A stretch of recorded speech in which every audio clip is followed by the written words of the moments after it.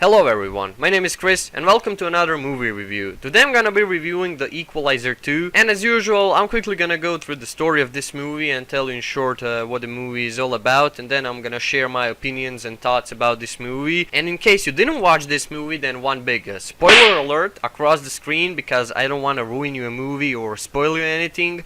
Then just click away from this video or come back later after you watch a movie.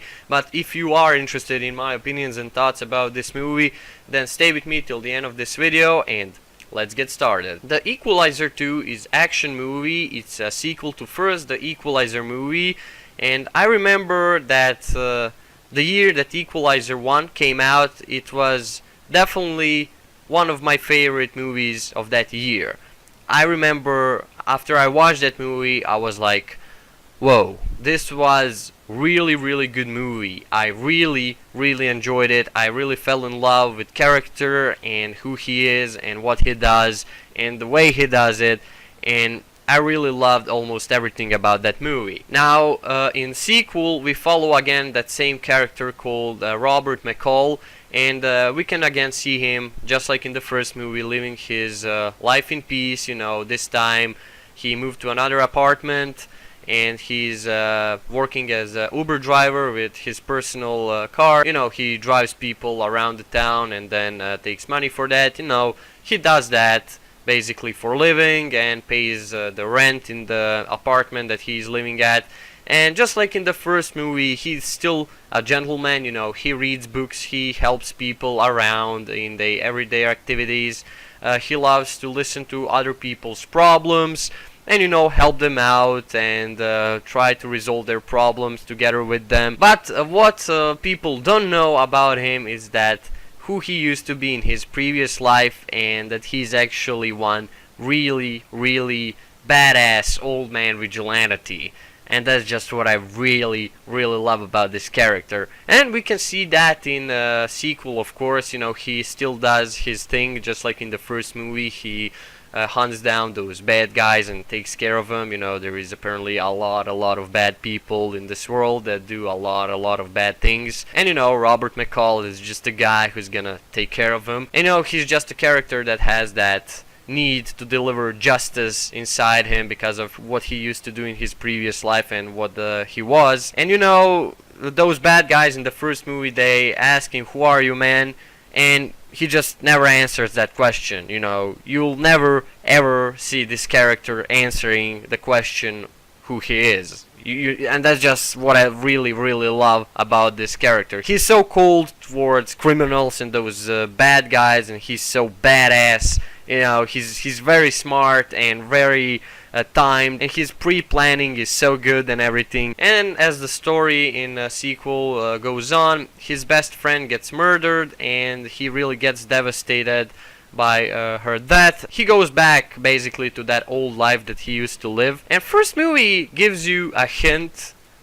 It shows you a little bit and gives you a hint on who he actually was in his previous life, and by that you can actually see that he used to be some sort of mercenary or paid assassin that used to work for government or CIA or FBI, something like that. So basically for some government agency. In second movie, after his best friend is murdered, he goes back to that life that he quitted. You know, he faked his death and everything just to quit that job and quit that life so he can go and live his own life. And after her murder in the sequel, he's brought back to the game and he's now investigating her death. I'm not gonna spoil that, but I was really surprised when I find out who actually murdered her, and the plot twist in the movie just turned out really great and unexpected, and I was like, wow, I never expect that to happen. And that's something I really liked about this movie. It was really surprising to see such a plot twist in a story. Basically, that's what the movie is all about in short. You know, he is a guy who tries to live his life, his best friend gets murdered, and he goes back to his old life to revenge her death and find out who is responsible for her death and basically hunt those bad guys who did that. So in my opinion, movie has really great story. It has a great plot twist that I really didn't expect. Like I said, you know, it was really surprising to me to see who is behind all that. I never expected that, and that's the factor that I really loved about this movie. You know, that surprise that comes out of nowhere. It's just awesome. The negative side about this movie is that, you know, the sequel kinda felt recycled at some moments. You know, there are some scenes, I mean, they're not the same, but they have the same concept, like from the first movie.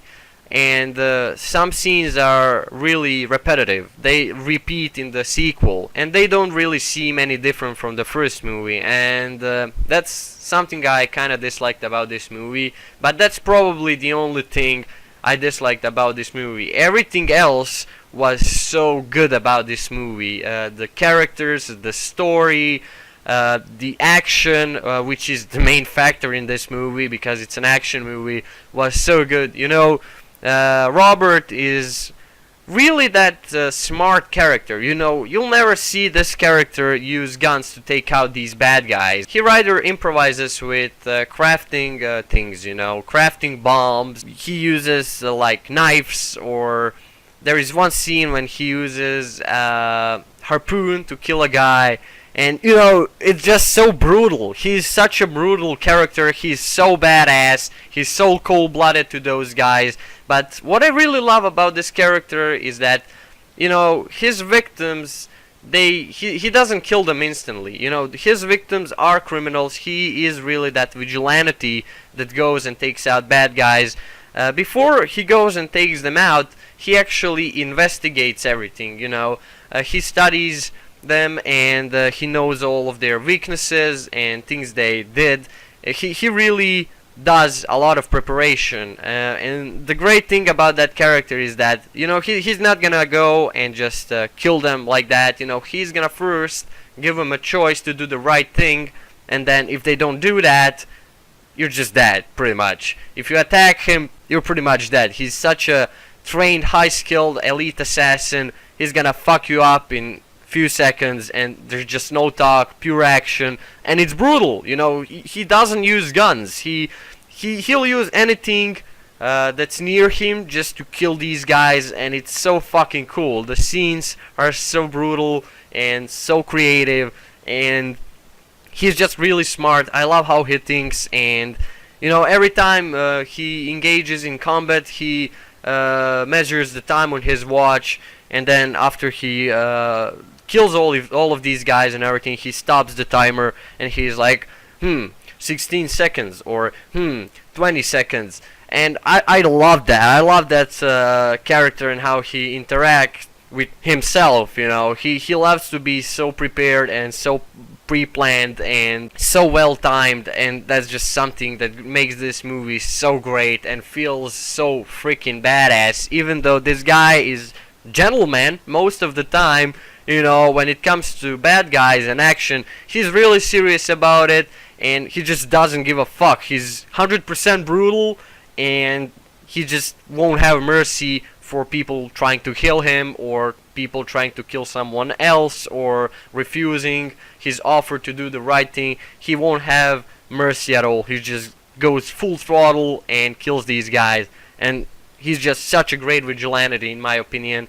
And it's one great vigilante movie, you know. I see this movie really as a vigilante movie, you know, because he's not really an elite assassin anymore. He quitted that life so he can go and live his life, and apparently some things happen, which I'm not gonna spoil, but he still keeps that vigilante instinct inside him, you know. He still goes around the town and watches people and helps them. You know, he wants to teach people the lesson.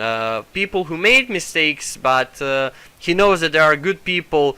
He's not gonna quit on them. He's really gonna do everything to show these people that there is life in front of him, that there is so many things to live for, so many things to work on, and he's gonna give him a choice, and he's gonna show him a way for a new life, and he's gonna do everything to set these people on right path. And that's just what I really love about this character. And also, there is one person he really cares about in the second movie, and there was also really one person that he cared about in the first movie. And the concept of the story is pretty much the same, and that's what I disliked about this movie. It felt recycled with some stuff. It's repetitive. In the first movie, he had someone he wanted to set on right path and show them a right way of life, and give them a chance for life and show them that it's not all bad and they can fix themselves and start a new life. And it's the same thing with the sequel. There is again one person that kinda went off the course in his life, and he wants to help that person set him back on right path, help him succeed in life and find his true potential, even though he did bad things and all that. But he still knows that deep inside that person is a good person, and he's just not gonna quit on them or kill them or whatever. He knows that he's gonna succeed in what is he doing, because he knows exactly how to show them that they are wrong. That's something that appeared in the first movie and second movie, and it felt recycled. But it's still awesome. I still love how they kept that feeling that you are still watching the same character. He didn't change, and he is who he is. He still has the same hobbies that he had in the first movie. He changed some things here and there because it passed some time, obviously, from the first movie to the second.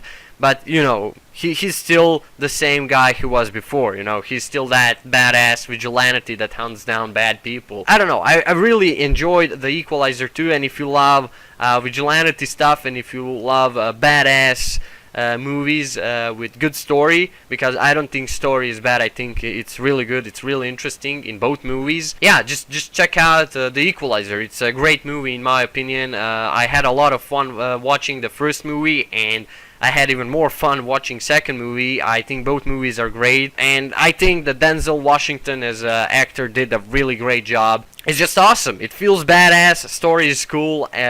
Movie just gives you not just that badass feeling, but it actually shows you what that character wants to do with people. Just not just kill them, but teach them actually something and help other people. Not just to help them, but to really change their life in complete. So I recommend you checking out both movies, even though I didn't review the first movie. But yeah, check out both movies. I really enjoyed them. So yeah, this was my The Equalizer 2 movie review. If you enjoyed it, then go ahead and leave a like, share, comment, or subscribe if you want. If you don't want to, it's okay, you don't have to. You have a link of my Chris Facebook group down below in the description that you can join and follow me over there. I post all kind of stuff over there. And if you have any questions, check out my ask.fm. You can leave any questions over there. Link is also down below in the description, guys. I love you, thank you for watching, and I'll definitely see you in the next videos. Chris out.